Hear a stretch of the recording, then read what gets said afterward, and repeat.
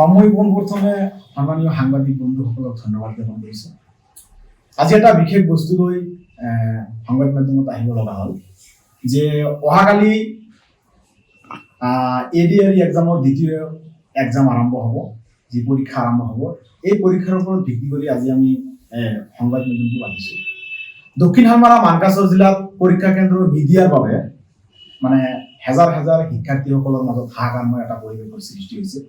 এই ক্ষেত্ৰত কিন্তু অসম চৰকাৰে দক্ষিণ হালমাৰা মানকাছৰ জিলাবাসীৰ শিক্ষাৰ্থীসকলক লৈ কিন্তু হেতালি খেলি আছে। আজি চাওক, দক্ষিণ হালমাৰা মানকাছৰ জিলা এটা দুখীয়া জিলা হয়। এই জিলাখনৰ পৰা মানে হাজাৰ হাজাৰ শিক্ষাৰ্থীয়ে ADRE পৰীক্ষাত কি কৰিছিল, এওঁলোকে এপ্লিকেশ্যন কৰিছিল মানে পৰীক্ষাত বহাৰ কাৰণে।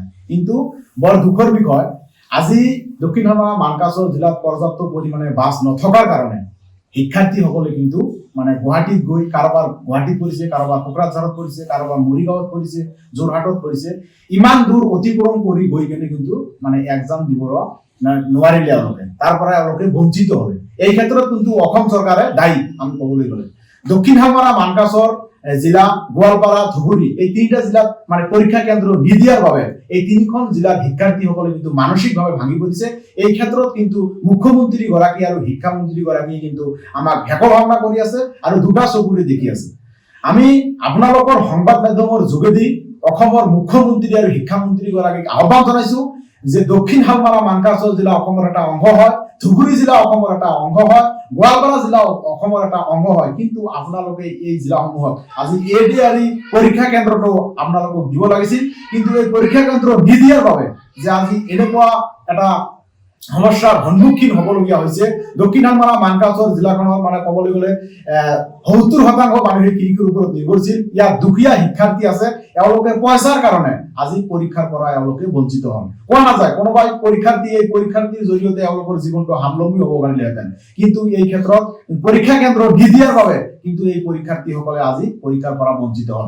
এই ক্ষেত্ৰত আমি বিশেষকৈ দায়ী ভাবিম অসম চৰকাৰ আৰু অসমৰ শিক্ষামন্ত্ৰী আৰু মুখ্যমন্ত্ৰী গৰাকীক আমি দায়ী বুলি ভাবিম। এটা কথা কি, আজি অসম চৰকাৰৰ অসমৰ মাননীয় মুখ্যমন্ত্ৰী গৰাকীয়ে বিভিন্ন সময়ত উন্নয়নৰ ঢোক ঢাল বজাই জাতি ধৰ্ম নিৰ্বিশেষে সকলো কাম একেলগে কৰা বুলি কৈ আছে, কিন্তু আজি পৰীক্ষা কেন্দ্ৰ নিদি এওঁলোকে প্ৰমাণ কৰিলে যে দক্ষিণ হালমাৰা মানকাছৰ জিলাখন এওঁলোকে জিলা হিচাপে নেদেখে। দক্ষিণ হালমাৰা মানকাছৰ জিলাৰ মানুহে মানুহ নহয়, দক্ষিণ হালমাৰা মানকাছৰ জিলাৰ শিক্ষাৰ্থীসকলে কিন্তু শিক্ষাৰ্থী নহয়। এটা কথা ভাবিব লাগিছিল যে দক্ষিণ হালমাৰা মানকাছৰ জিলাটো গুৱাহাটীৰ পৰা 360 কিলোমিটাৰ, ইয়াৰ পৰা মৰিগাঁও বহুত কিলোমিটাৰ, কোকৰাঝাৰ বহুত কিলোমিটাৰ। এই কথাবোৰ ভাবি কিন্তু তিনিখন জিলাতে কি দিব লাগিছিল, পৰীক্ষা কেন্দ্ৰ দিব লাগিছিল। পৰীক্ষা কেন্দ্ৰ নিদিয়াৰ বাবে কিন্তু আজি শিক্ষাৰ্থীসকলৰ মাজত হাহাকাৰৰ সৃষ্টি হৈছে। গতিকে আপোনালোকৰ সংবাদ মাধ্যমৰ যোগেদি পুনৰাই অসমৰ মাননীয় মুখ্যমন্ত্ৰী আৰু শিক্ষামন্ত্ৰী গৰাকীক আমি আহ্বান জনাইছো, অনাগত দিনত আপোনালোকৰ অসম চৰকাৰৰ আওতাত যিসকল পৰীক্ষা হ'ব চাকৰিৰ কাৰণে প্ৰতিটো পৰীক্ষা কেন্দ্ৰত এই পৰীক্ষাৰ হোৱাৰ বাবে আমাৰ দক্ষিণ হালমাৰা মানকাছৰ জিলাত কিন্তু চেণ্টাৰ দিব লাগিব,